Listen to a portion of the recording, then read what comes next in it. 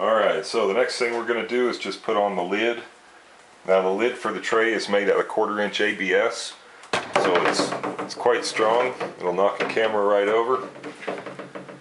So we'll go ahead and just put this in place, and it'll nest right down where it needs to go. It's a little bit loud here. And then we'll put the brain lid on.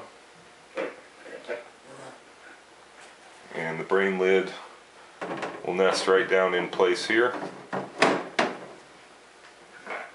then you can put the dome, which is a cover. We certainly recommend using the dome if you're not actually servicing the unit or showing it to a friend, or you know, watching what the fog's doing or the flow of your water. You can keep the dome on here to keep algae growth down so that you don't end up with a green dome, a little harder to see through. Also, we really only recommend wiping this with soap and water. You shouldn't use Windex. Windex will have a tendency to mess up that acrylic over time. So just recommend a little bit of soap and water and a soft cloth. And if you're one of the lucky few, you're going to have the poppable hood. If you don't have the poppable hood, this is one of our accessory kits where we can set up pretty much any configuration that you can dream of. And we'll go ahead and hook these in. This is a nice feature because a lot of times we'll be doing service on the unit, especially if you're in a tent. It's not really convenient to take that lid off and set it down someplace. So by putting this system together, we can we'll go ahead and use that plier tool again. So we got the ball end up labeled on the handle.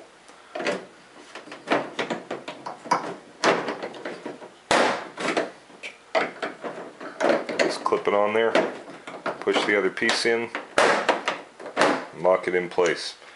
And one of the things with this is that if the lid is a little bit propped up, you can take these handles, push them down like that, and it'll lock that lid in tight. Or if you want to just lift it up to access the brain, then you can get access to all your flood control settings, the depth, set up your fogger.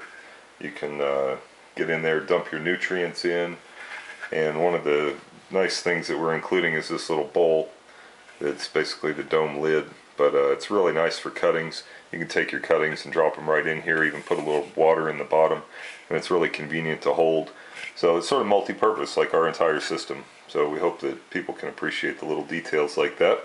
And then the next thing we're going to do once this is all put together, we're not quite ready for it yet, but we'll go ahead and set the fan in place just so you can see what that's going to do.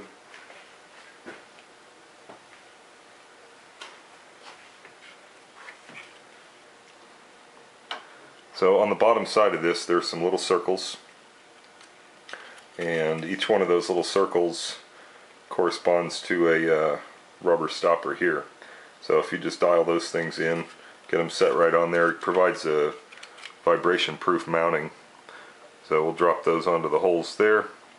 And this fan is completely waterproof, so if you have any little tragedies and you drop it into your reservoir, we've all done it 100 times, so it's actually designed for that.